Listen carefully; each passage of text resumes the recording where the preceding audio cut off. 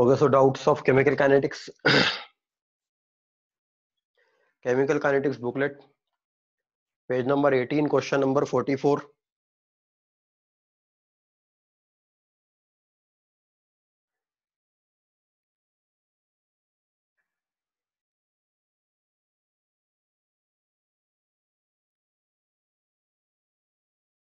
The thermal decomposition of dimethyl ether is measured by finding the increase in pressure of the reaction. Dimethyl ether CH3 whole twice O gaseous state में है, ये decompose होकर methane gas देती है, H2 gas और carbon monoxide gas देती है eight 500 degree centigrade. Time के साथ में प्रेशर mmHg में मेजर किया गया, time in second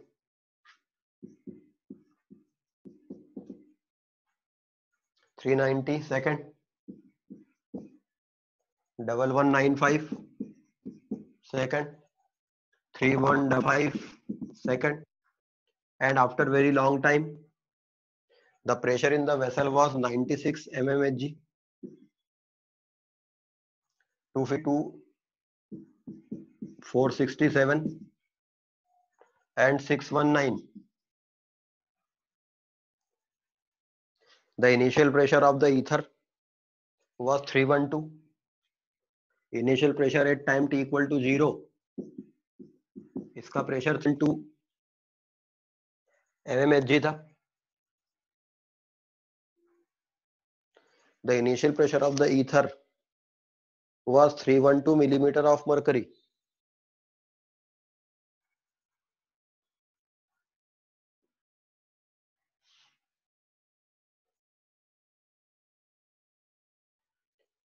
If the initial pressure of ether was 312 mmHg, what is the rate equation for reaction and determine the rate constant of this reaction? इसकी rate equation क्या होगी? तो हमें ये नहीं पता है कि ये रिएक्शन किस ऑर्डर की रिएक्शन है, ऑर्डर ऑफ द रिएक्शन हमें नहीं पता है, तो डाटा को एनालाइज हमको करना है.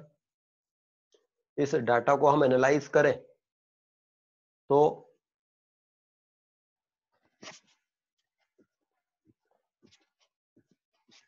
अगर इसका प्रेशर इनिशियली P0 था, उस समय पे इन तीनों का प्रेशर नहीं था, after time t equal to t pressure Px घट गया, तो इसका प्रेशर Px, इसका प्रेशर Px, इसका प्रेशर Px क्रिएट हो at after very long time t equals to infinity, इसका जीरो हो जाएगा, इसका प्रेशर P0, इसका प्रेशर P0, इसका प्रेशर P0 हो जाएगा. तो 3P0 इज इक्वल्स टू है 619.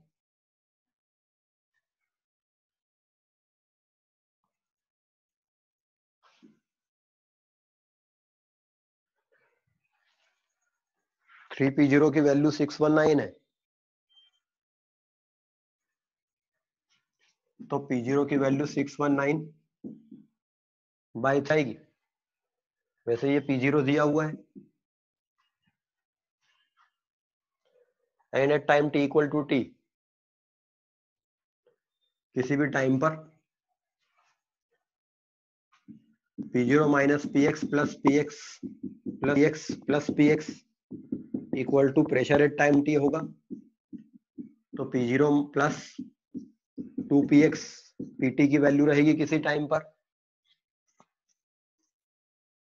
तो इसको पहले जीरो ऑर्डर रिएक्शन के डाटा में फिट करके देखते हैं. P0 की वैल्यू आपको टी टाइम पर, तो Px की value will be Pt minus P0 by 2 होगी. ये Px की वैल्यू होगी, P0 की वैल्यू आपको पता है, तो 390 K equals to x upon t. मतलब यहाँ px अपॉन टी, इसको चेक करेंगे। अगर px अपॉन टी का रेशो हर बार कांस्टेंट आता है उसमें रख के, मतलब ये डाटा जीरो ऑर्डर काइनेटिक्स को फॉलो कर रहा है।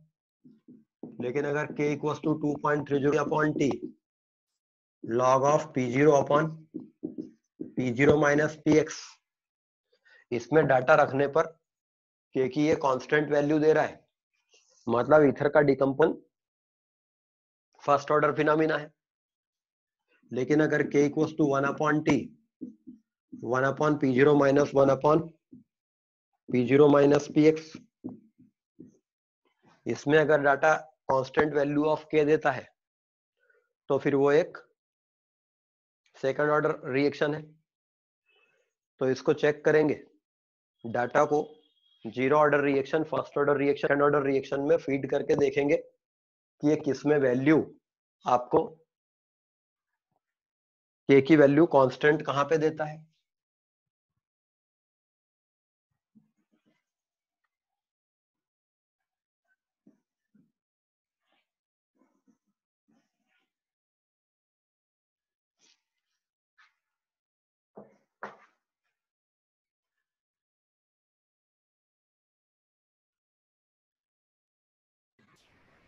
सर ये क्वेश्चन नंबर 44 में सर जब t इंफिनिटी पे पी नॉट की वैल्यू निकाल रहे हैं तो वो 310 आ रही है और क्वेश्चन में इनिशियल प्रेशर 312 दिया हुआ है, तो वो भी मैच नहीं कर रहा है इनिशियल प्रेशर। हाँ, वो डाटा का कुछ मिसमैच तो दिख रहा है इसमें, मगर उससे करके देखना आंसर मैच कर रहा है कि नहीं। इसका आंसर कितना दिया है?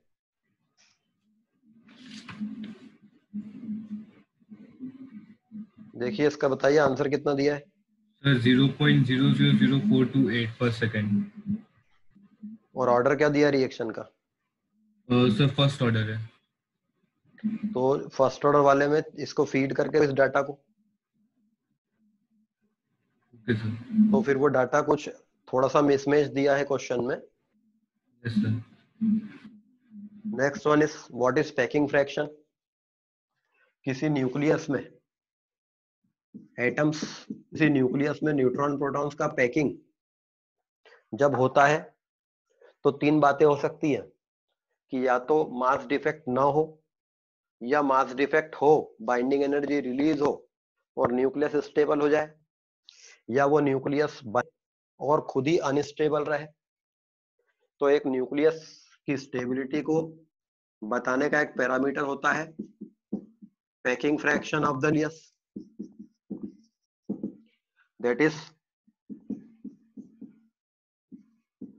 Isotopic atomic mass minus average mass number upon average mass number into 10⁴। ये टर्म उस न्यूक्लियस का पैकिंग फ्रैक्शन कहलाती है। मान लीजिए कोई एलिमेंट है, उसका एक ही आइसोटोप है। जनरली क्या होता है, एलिमेंट्स के 3-4 आइसोटोप कम से कम मिलते हैं, या हाइड्रोजन के 3 आइसोटोप है, प्रोटियम, ड्यूट्रियम, ट्रिटियम।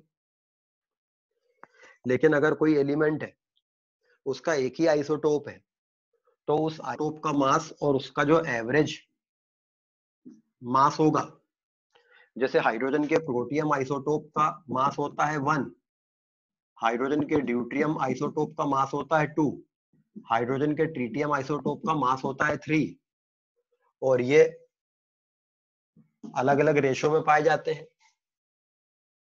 तो हाइड्रोजन का एवरेज एटॉमिक आता है 1.008 AMU।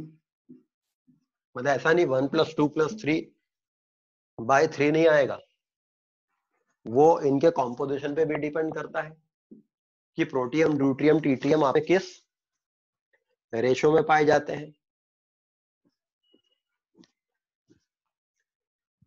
तो एक आइसोटोप का एक्चुअल मास मतलब ये माइनस उसका average mass upon mass number. तो कोई एलिमेंट है उसका केवल एक ही आइसोटोप पाया जाता है, तो उसका आइसोटोपिक मास और उसका एटॉमिक मास सेम होगा, उसका एवरेज मास नंबर सेम होगा। तो पैकिंग फ्रैक्शन जीरो हो जाएगा। जीरो पैकिंग फ्रैक्शन उन एटम्स का होता है जिनका केवल एक ही आइसोटोप नेचर पाया जाता है। लेकिन अगर पैकिंग फ्रैक्शन नेगेटिव है, मतलब isotopic mass average atomic mass number से कम है, मतलब उस आइसोटोप के बनते समय मास डिफेक्ट हुआ होगा और वो स्टेबल न्यूक्लियस रहता है, और पैकिंग फ्रैक्शन पॉजिटिव आता है तो अनस्टेबल न्यूक्लियस रहता है। तो पैकिंग फ्रैक्शन का जीरो होना मतलब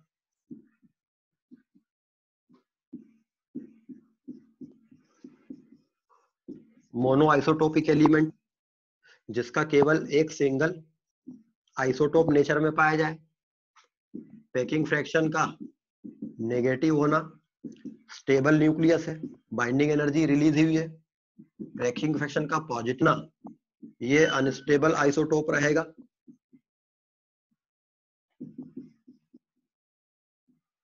वो आइसोटोप अनस्टेबल रहेगा।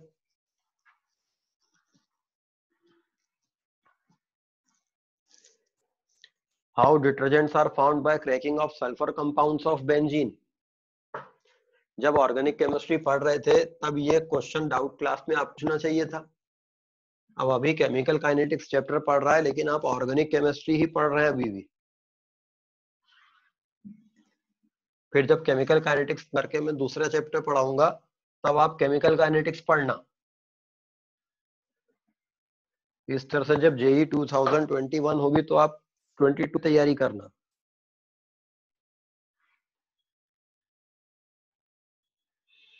What is RNS equation?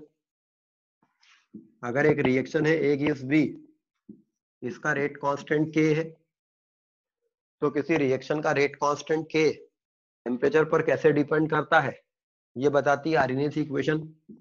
K equals to A e to the power minus E upon RT is the Arrhenius equation. जहां A ये नहीं है, यहाँ ये A एक टर्म है जिसको आरएनएस पैरामीटर कहते हैं, और log K equals to log A minus E upon 2.303 RT Arrhenius equation का दूसरा फॉर्म। तो किसी केमिकल रिएक्शन का रेट कांस्टेंट के टेम्परेचर के साथ कैसे रिलेट होता है? ये रिएक्शन की एक्टिवेशन एनर्जी है। रिएक्टेंट प्रोडक्ट में बदलने के लिए कितनी एनर्जी सराउंडिंग से गेन करते हैं ताकि वो ट्रांजिशन स्टेट फॉर्म कर सके। यहाँ पर ट्रांजिशन स्टेट आएगी तो एनर्जी जो गेन उनको करना पड़ती है सराउंडिंग से, वो एक्टिवेशन एनर्जी है रिएक्शन की।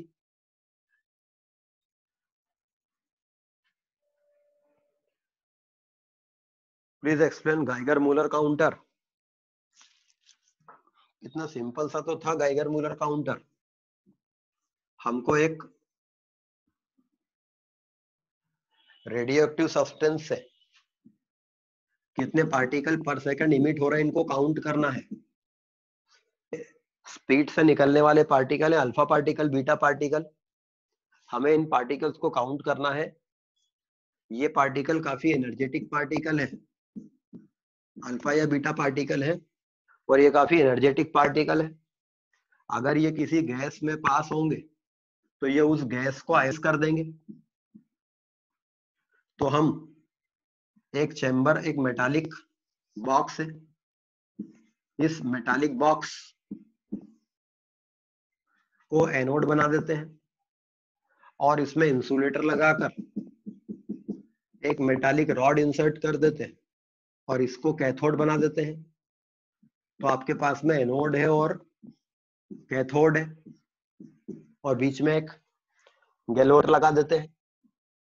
तो नाउ द कंडीशन इज, यहाँ एक गैस है, ये गाइगर मूलर काउंटर है, बट गैसेस इलेक्ट्रिसिटी कंडक्ट नहीं करती है, इसलिए यहाँ सर्किट में करंट फ्लो नहीं होगा।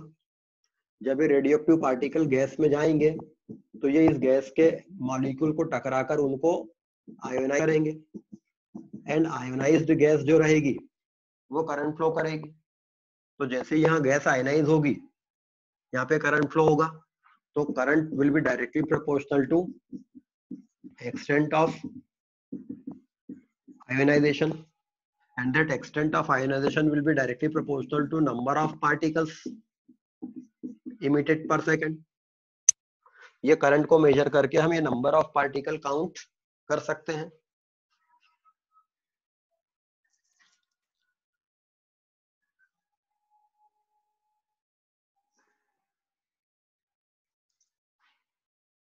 In polymers, we learn the names of monomers and uses are enough, or we must learn the temperature, pressure, condition and catalyst. Temperature, pressure, condition और catalyst जो एनसीईआरटी में दिए हैं वो याद कर लेंगे तो अच्छा है.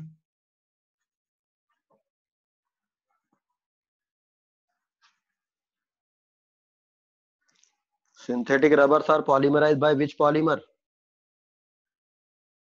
चैप्टर रिपीट कर लो, आपको लिंक मिली हुई है. Exercise 2 question number 2, chemical kinetics का एक्सरसाइज 2 क्वेश्चन नंबर 2.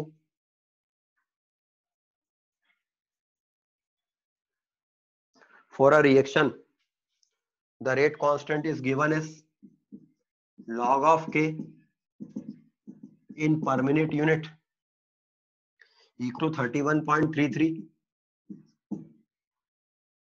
minus 11067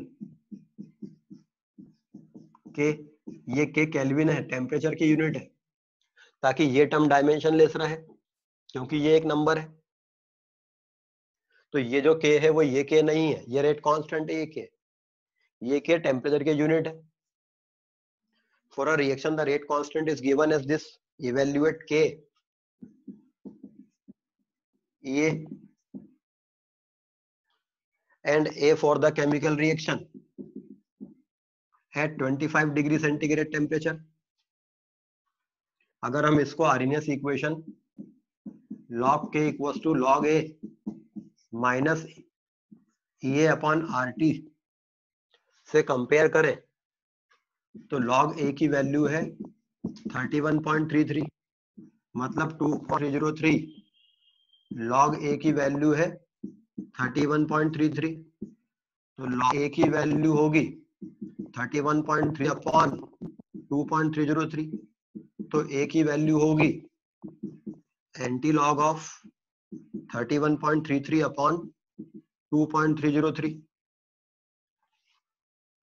ये A की वैल्यू आएगी.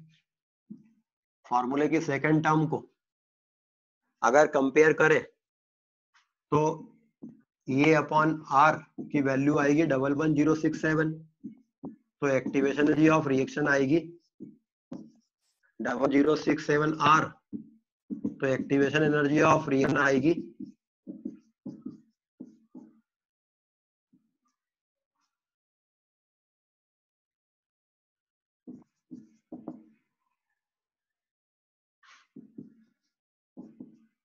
इतना किलोजूल पर मोल.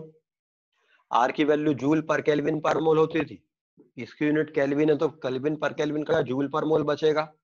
1000 से डिवाइड करेंगे तो किलोजूल पर मोल में एक्टिवेशन एनर्जी आ जाएगी. फिर हमको 25 डिग्री सेंटीग्रेड पर के की वैल्यू पता करना है. टेम्परेचर को 28 डाल देंगे इस इक्वेशन में और फिर सॉल्व कर लेंगे.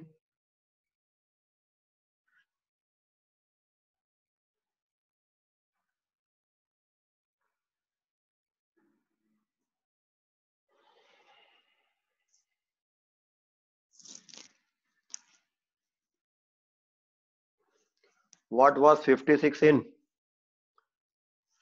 Binding energy per nucleon graph?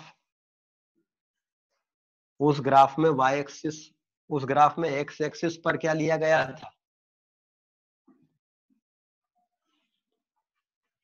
Binding energy per nucleon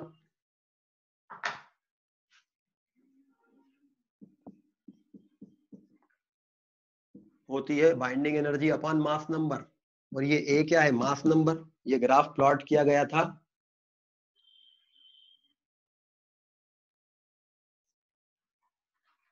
तो ये ग्राफ का मैक्सिमा यहाँ आता है 56 पर. तो ये क्या है? Mass number. ग्राफ पे अगर एक्सेस पे दिया है ये A मास नंबर, तो ये क्या होगा? मास नंबर, मतलब आयरन का मास नंबर. तो आयरन एटम का न्यूक्लियस की बाइंडिंग एनर्जी पर न्यूक्लियॉन काफी ज्यादा होती है। आयरन एटम का न्यूक्लियस काफी स्टेबल न्यूक्लियस होता है।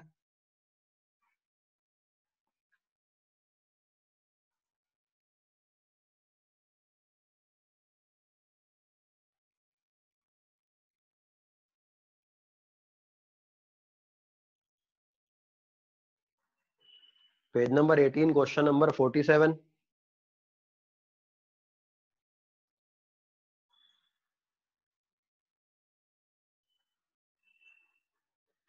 inversion of cane sugar.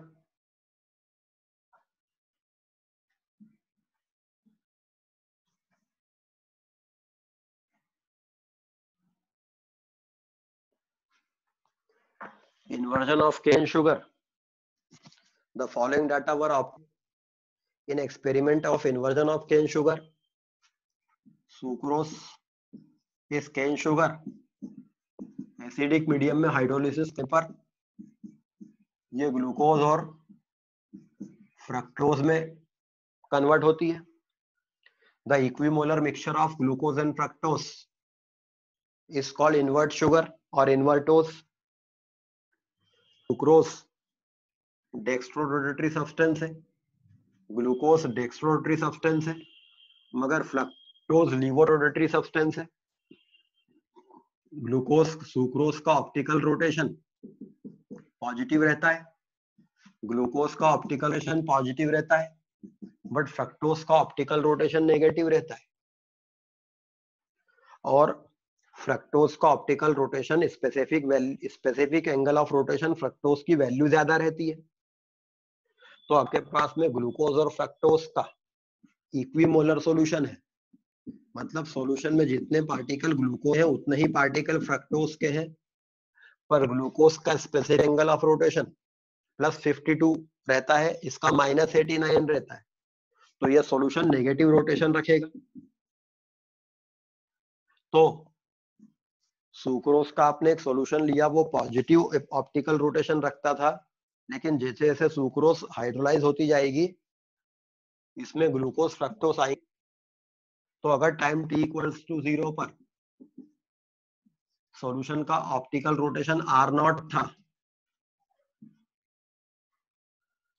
फिर time t equals to t पर सॉल्यूशन का ऑप्टिकल रोटेशन rt था, and after time t equals to infinity solution का ऑप्टिकल रोटेशन r इन था।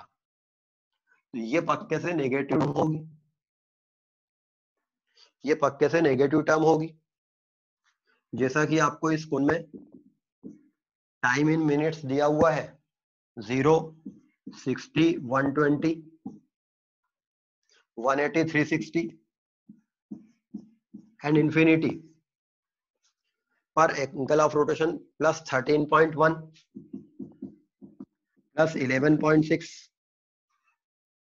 +10.2 +9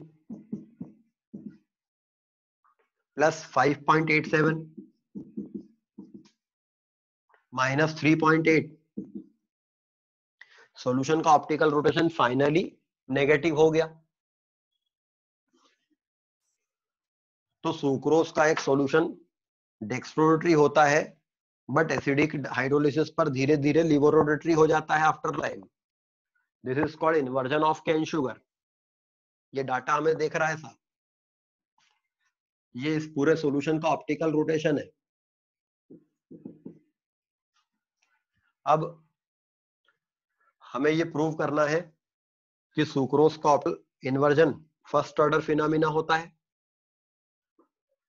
एक तो हमें ये प्रूव करना है कि सुक्रोज का optical rotation first order phenomena होता है, और हमें इसका रेट कांस्टेंट पता करना है।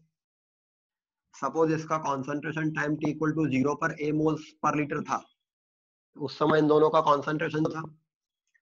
Eight time t equal to t इसका x मोल पर लीटर खर्च हो गया, तो ये x बनेगा, ये x बनेगा। At time t equal to infinity ये 0 होगा, ये a0 और ये a होगा दोनों। Time t equal to t1 पे ये a - x1 होगा। Time t equal to t2 पर ये a माइनस ये x2 ये x2 होगा। अब हमें पता है कि अगर ये फर्स्ट ऑर्डर रिएक्शन है तो a upon a minus x, हमें ये दोनों कॉन्सेंट्रेशन के बजाय सॉल्यूशन का ऑप्टिकल रोटेशन दिया हुआ है, तो हमको एक ऐसी टर्म चाहिए जो a के प्रोपोर्शनल हो और एक ऐसी टर्म चाहिए जो a माइनस एक्स के प्रोपोर्शनल हो। यहां पर अगर हम a माइनस एक्स के प्रोपोर्शनल टर्म ले ले r infinity RT minus R infinity, a minus x के प्रोपोर्शनल टर्म ले ले हम RT माइनस R इंफिनिटी। अगर सुक्रोज बहुत ज्यादा ली गई होती तो इनफाइनाइट टाइम पर ये दोनों बहुत ज्यादा होते, और जब ये दोनों बहुत ज्यादा होते तो इसकी न्यूमेरिकल वैल्यू बहुत ज्यादा आती, और ये नेगेटिव है बट ये नेगेटिव साइन इसको पॉजिटिव कर देता, और ये RT R इंफिनिटी हो जाता। तो R infinity minus R infinity 0 हो जाता, मतलब ये टर्म जब 0 होती,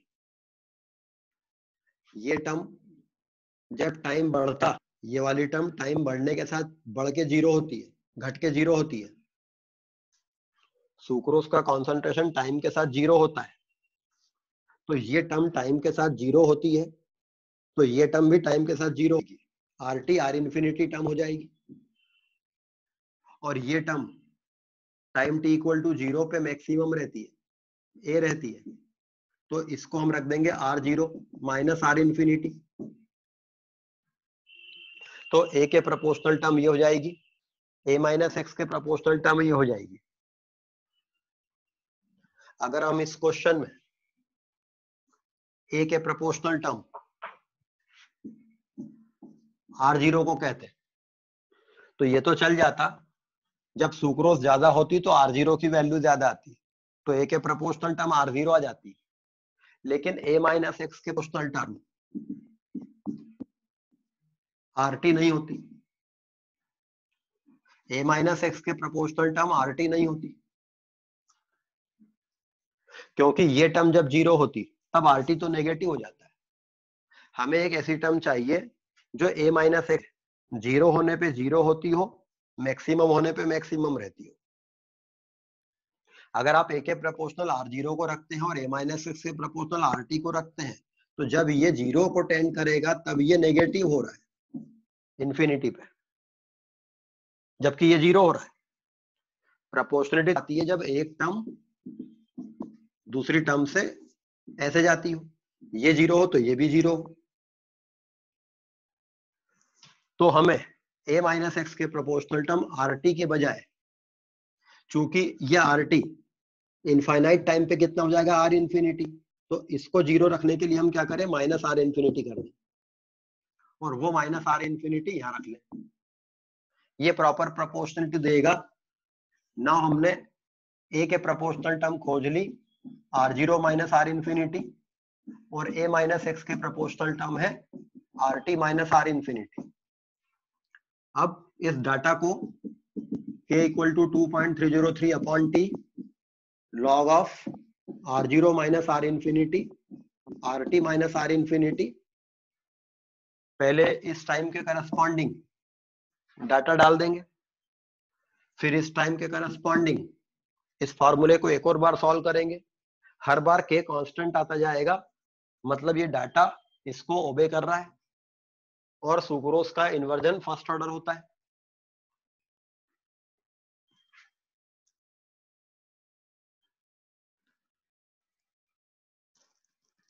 पेज नंबर 21, क्वेश्चन नंबर 79।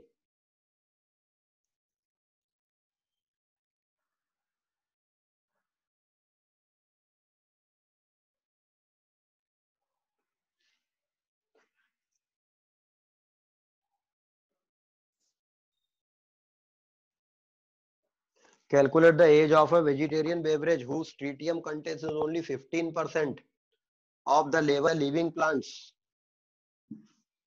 एक बेवरेज का एज क्या है यदि उसमें ट्रीटियम अपने इनिशियल अमाउंट का 15% बस बचा है। ट्रिटियम का हाफ लाइफ पीरियड 12.3 ईयर्स होता है।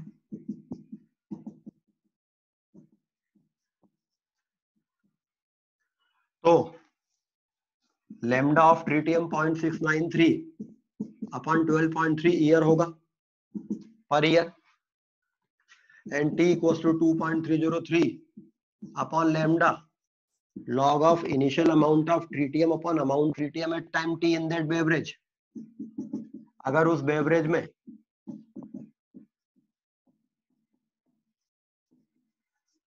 पहले 100% ट्रिटियम था तो अब 15% ही बचा है,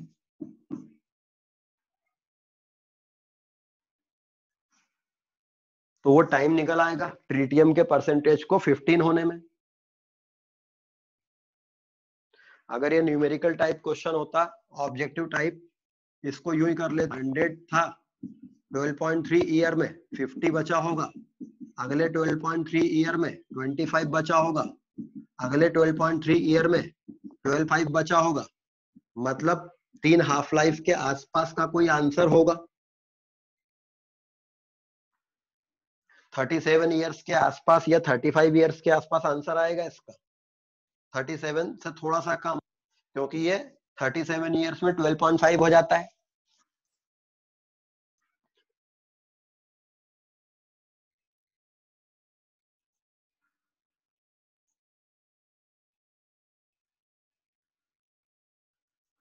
what is a half year radio carbon dating? Half year कुछ नहीं होता है, हाफ लाइफ होती है। कार्बन 14 का half life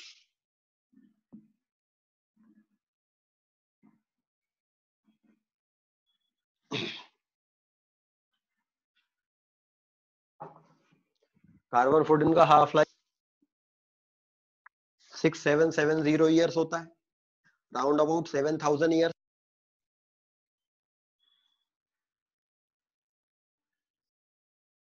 page number 15 question number 17 solve problem में दिया हुआ है ये सॉल्यूशन, इसका मैंने अपलोड किया हुआ है। A first order reaction is 20% complete in 10 minutes. Calculate the specific rate constant. एक फर्स्ट ऑर्डर रिएक्शन 20% कंप्लीट होती है 10 मिनट में, मतलब 10 मिनट में वो 20% कंप्लीट हो जाती है, मतलब 80% रिएक्टेंट बचता है। इससे उसका क्या निकाल लो। Time taken for the reaction to 75% complete, 75% will be 2.303 upon k, आपने के निकाल लिया है। 75% कंप्लीट हो गई, मतलब 25% बचा है substance.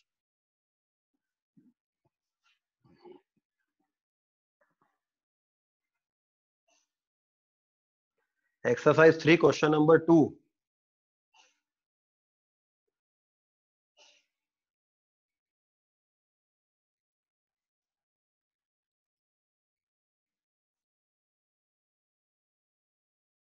The decay constant of radium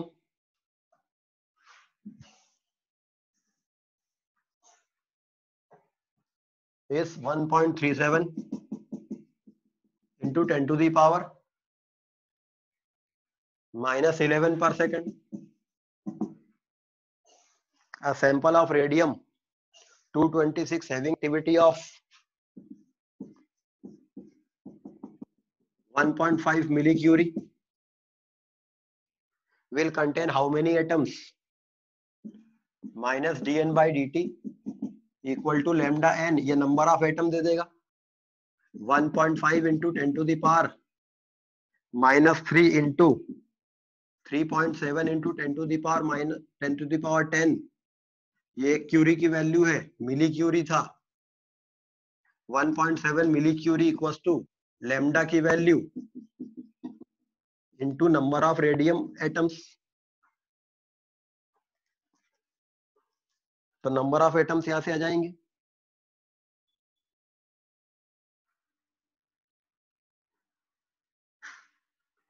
how can we differentiate whether positron emission has taken place और के इलेक्ट्रॉन कैप्चर? क्वेश्चन में दोनों दिया रहेगा। मीन्स दोनों में से कोई एक ही आंसर दिया रहेगा, क्योंकि वो पता नहीं कर सकते।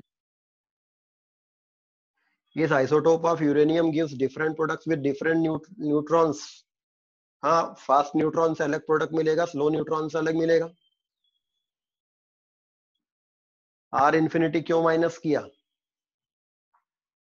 अगर हम आर टी में आर इन्फिनिटी माइनस नहीं करते तो इस टर्म के जीरो होने के साथ ये टर्म जीरो नहीं होती। अगर a माइनस एक्स के प्रोपोर्शनल केवल आर टी को रखता तो इसके जीरो होने पे ये नेगेटिव हो जाता। मुझे इसके जीरो होने पे इसका जीरो होने वाली टर्म चाहिए। आर इन्फिनिटी पे ये जीरो होता, आर इन्फिनिटी आर टी भी आर इन्फिनिटी होता, R infinity minus R infinity zero होता।